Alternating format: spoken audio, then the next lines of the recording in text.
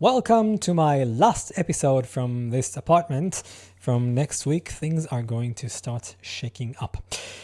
My name is Mohr. This is Mohr About, where I still am not finished with a new logo. But I'm still working on things, and as rough as it may be right now, and you'll see in a bit what I mean, this is what I have. So I'll start with kind of an apology.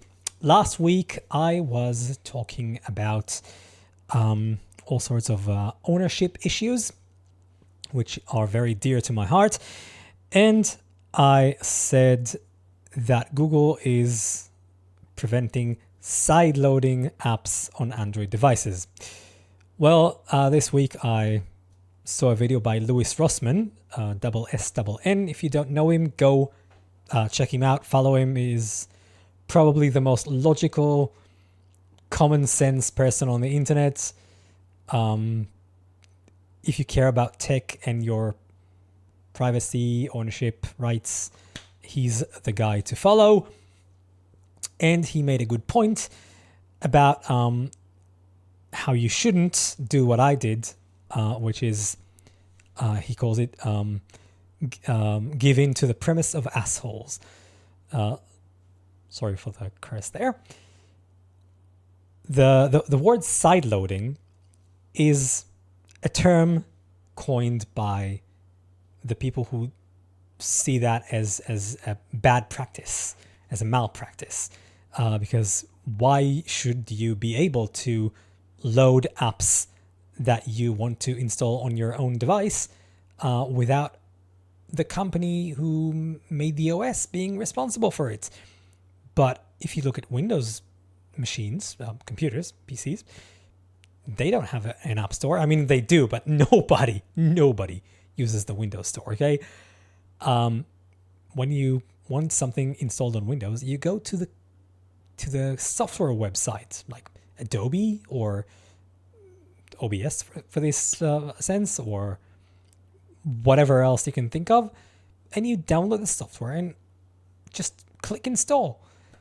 And on phones, for some reason, is that a bad thing that you would be able to do the same thing? Because they are also computers today. We are dependent on them. We work with them.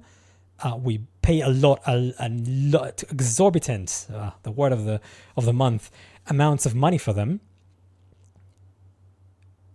And we shouldn't accept that the company calls us installing software on our own device side-loading, like it's a kind of a criminal activity that we do in the shadows. No, it's not side-loading. It's installing things on our own without any third party being a middleman for the app to be on the device. So that was my opening apology. And this week, I'm going to talk about something different, because I've heard several overseas podcasts this week talking about how people are being arrested in the UK. And this week, someone was detained in an airport for some completely mundane tweet about some bad people, and five cops waited for that person in the airport and took him to be interrogated for hours and hours until a doctor came in and said his pulse is practically in heart attack or stroke area. So they rushed him to the hospital, and the cops who knew that it was stupid to arrest him, as far as I understood, they didn't take him back from the hospital to the police station. But the very notion of someone getting arrested while boarding off a plane for something that he wrote online, and that was just, I think in this case it was something about transgenders in sports or something. But the notion you can be arrested for writing your opinion in a pretty wasn't anything extreme. He didn't say kill transgenders or ban them or anything. Just said it's not a good thing. It's his right to think so. And people were saying, "Oh, look at Keir Starmer's government, how they completely ruined the British democracy and legacy of rights." Well, I have news for you. This is not Starmer's doing. People were being arrested in the thousands, in the more than just a couple thousands per year, under the Tories, the Conservatives, for the last 15 years that they were in power. And this is what I'm going to talk about in this episode. Because it's trending to ask Perplexity things, I also ask Perplexity. Now I have to do the trick fast before I show too much of the new studio. Okay, this was not supposed to show, sorry. Okay, so I asked Perplexity about the laws in the UK that allow or even mandate arresting people for tweets or posts online. And that's what it had to say. In the UK, several laws allow police to arrest individuals for certain social media posts, including the Communications Act of 2003, the Malicious Communications Act of 1988, the Public Order Act of 1986, and the recent Online Safety Act 2023. The main legal framework criminalizes messages that are deemed offensive, indecent, obscene. Oh, you can see my hands, sorry, so I'll stop gesturing, or menacing, or which intend to cause distress, alarm, incite violence, or stir up hatred. Here we go into the details. So, the first law that we are talking about, and it's a bit hard to see with this color. Do I have another color to mark it up? Oh, it's a Perplexity thing. Okay, so try to follow me. I'm in the top part there. The Communications Act of 2003. I'll just say Communications Act 2003 was passed under Tony Blair, which is Labour. So this is a Labour thing.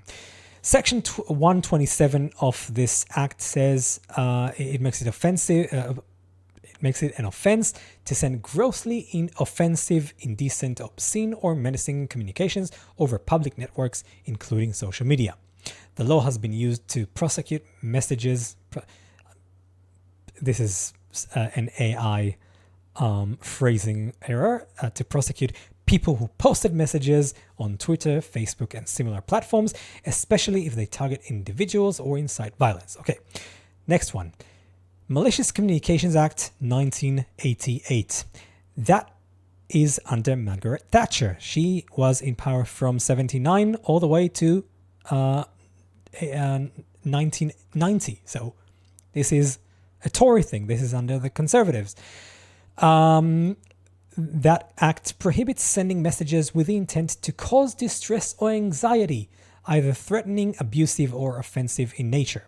So you see, this is not something invented by the Labour. This is actually the first to pass that, and we'll get even further up in the next part, were the Conservatives. Public Order Act 1986.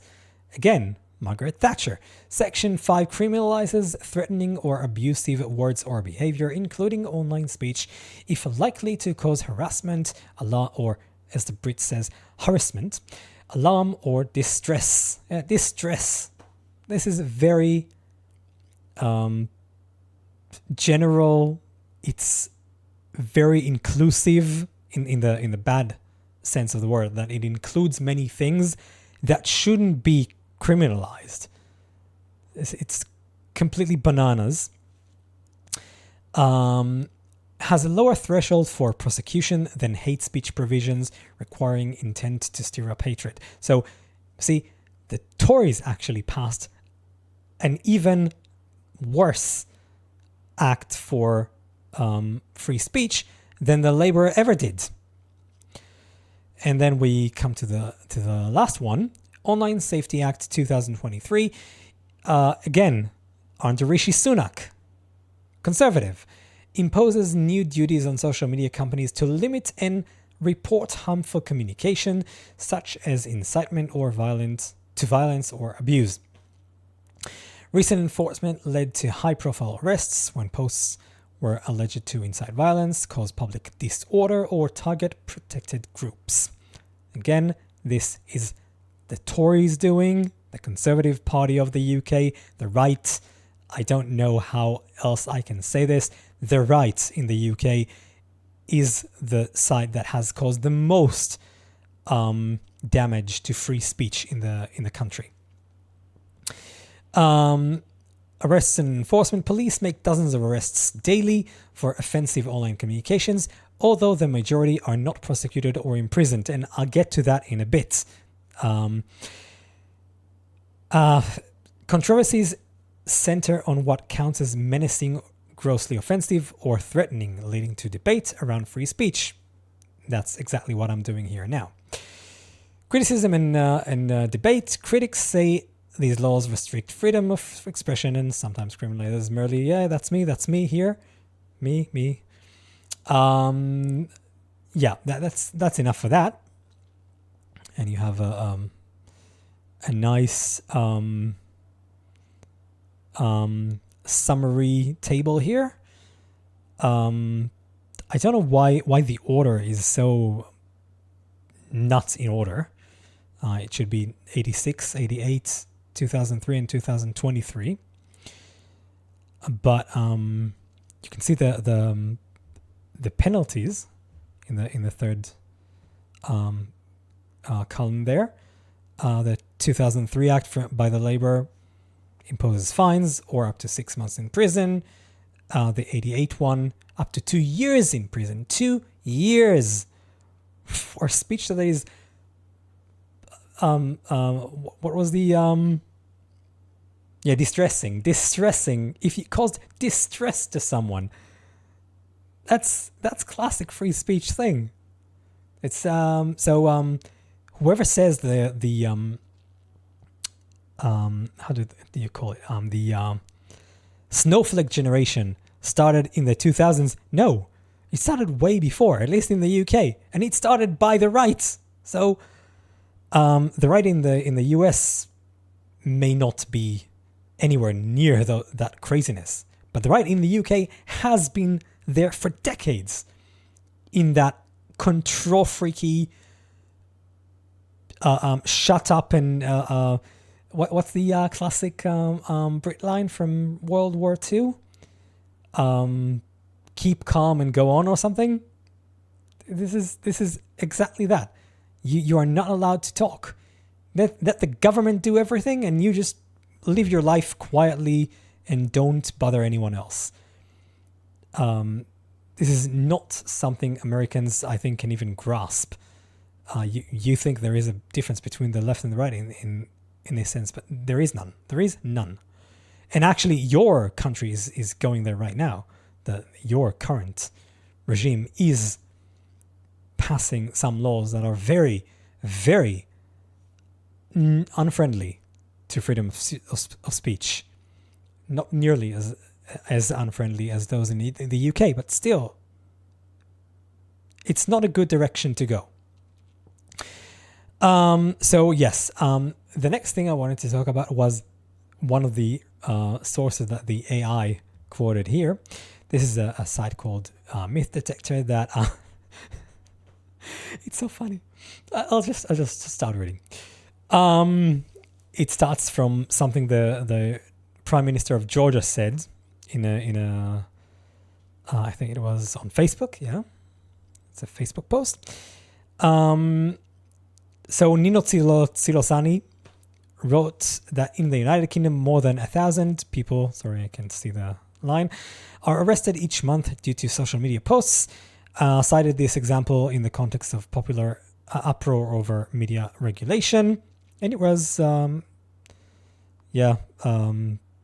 circulated in media outlets including Imedi, Rustavi 2, Radio Imedi, and Info 9, which are probably Georgian or Russian channels by the names.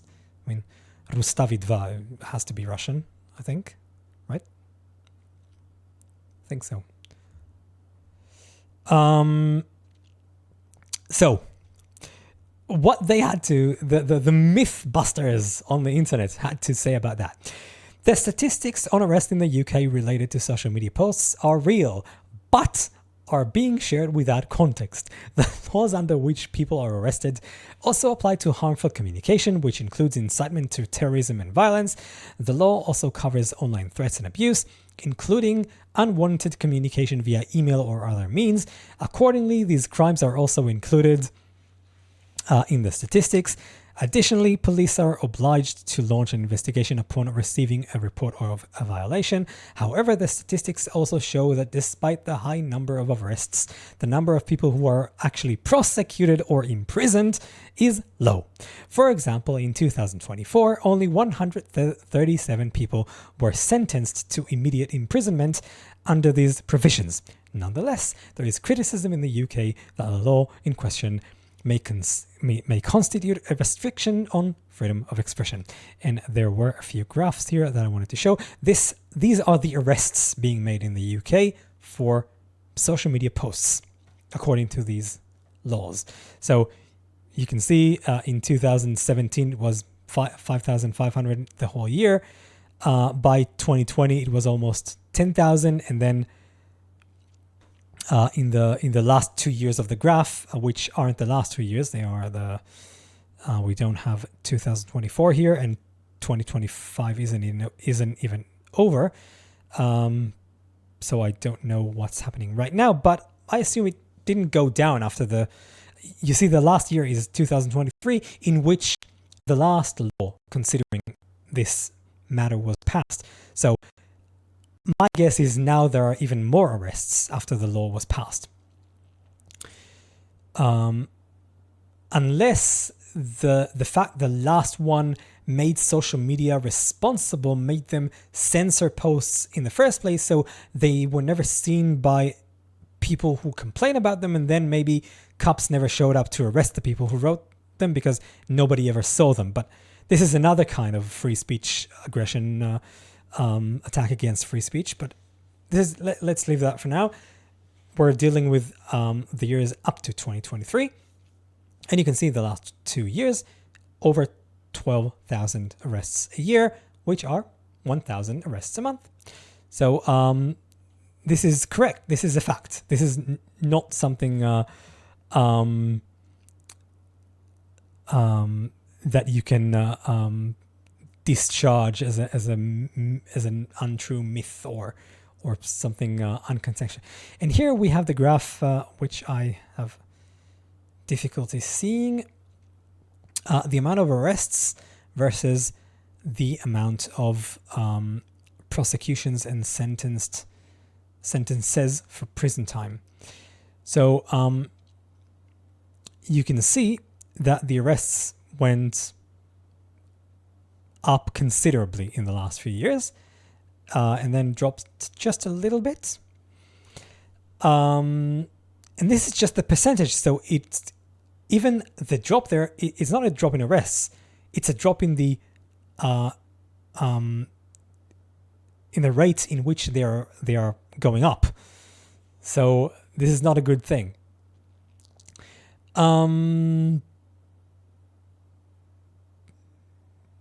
That doesn't add up. Wait a second. Because the arrests in the last year did go down.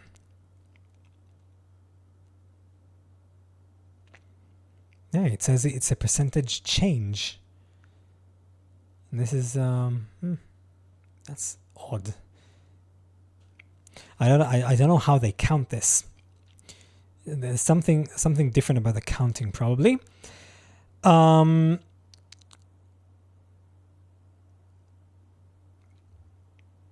So anyway, you can see the amount of people being imprisoned after being arrested isn't very high.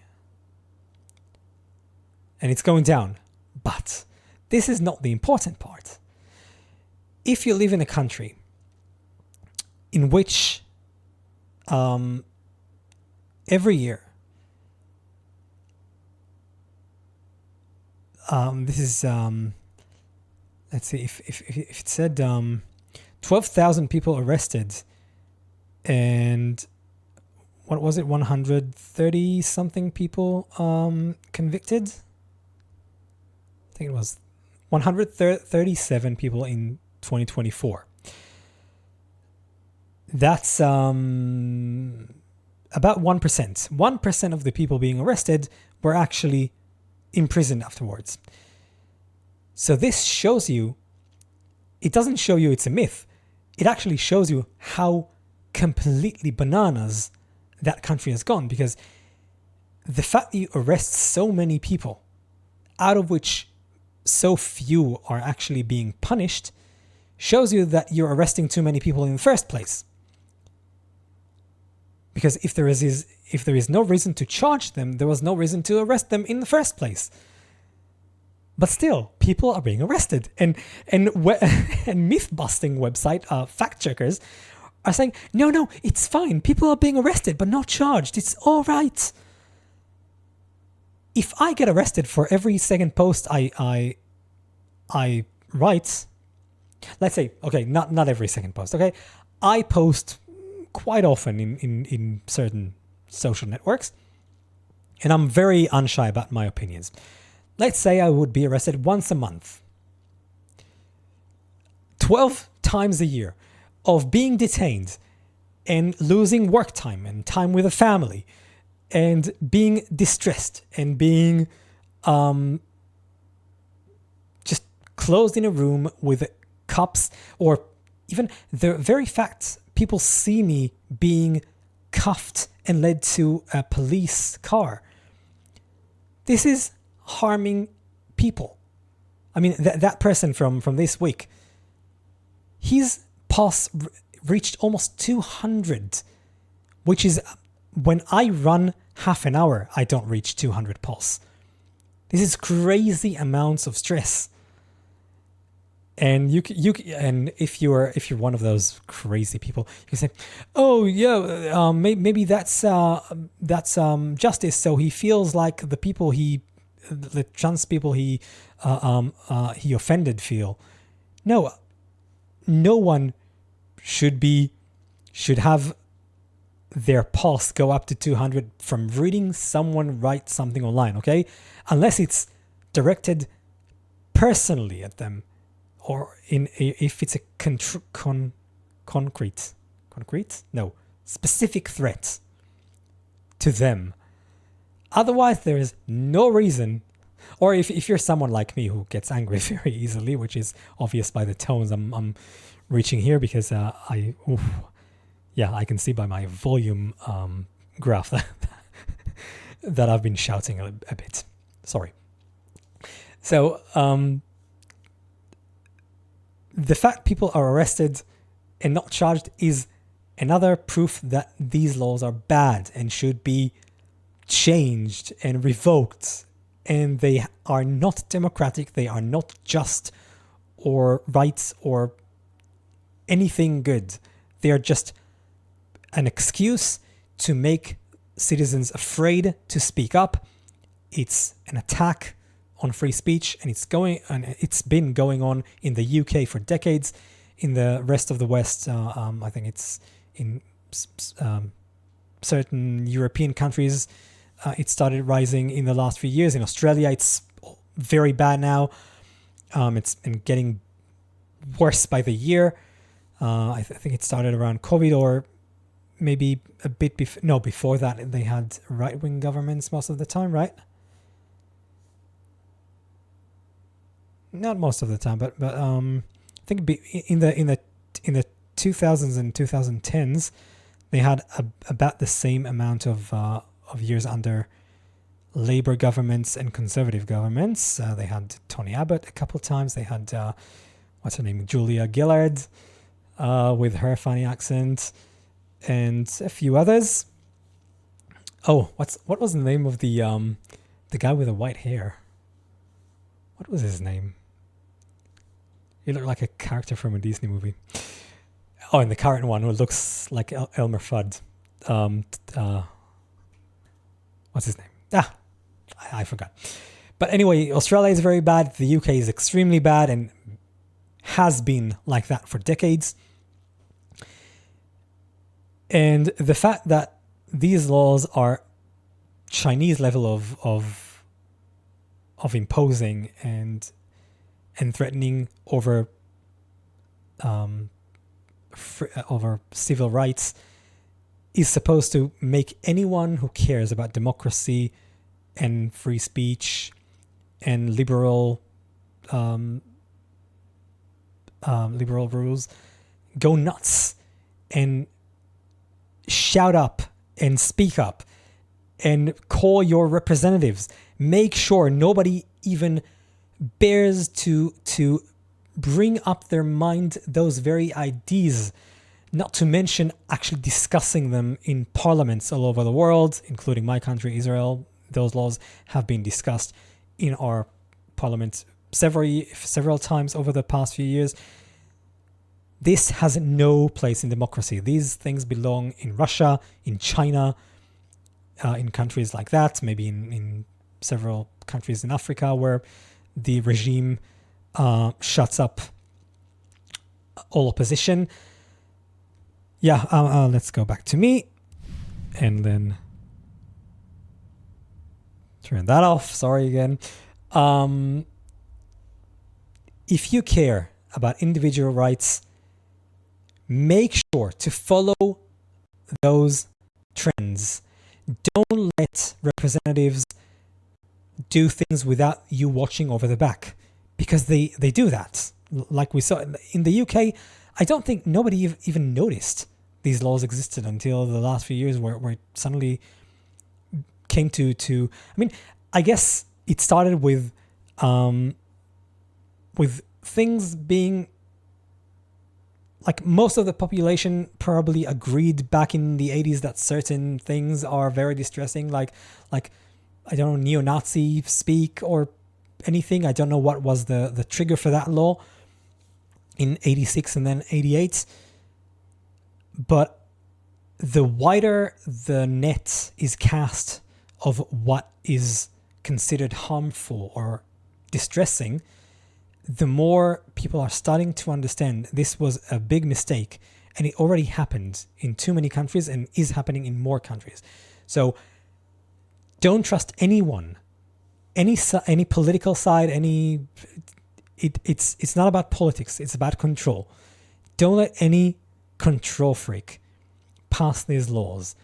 Watch their backs, send them letters and emails and tweets, and as long as you can, because once they pass these laws, we cannot do these things anymore, because we're causing distress to our poor civil servants. Don't let it go reach that point. Protest now with every bit of force you can use, every bit, because later will be too late. Yeah, sorry, this episode was a bit more gloomy than I meant to. You'll see me next week.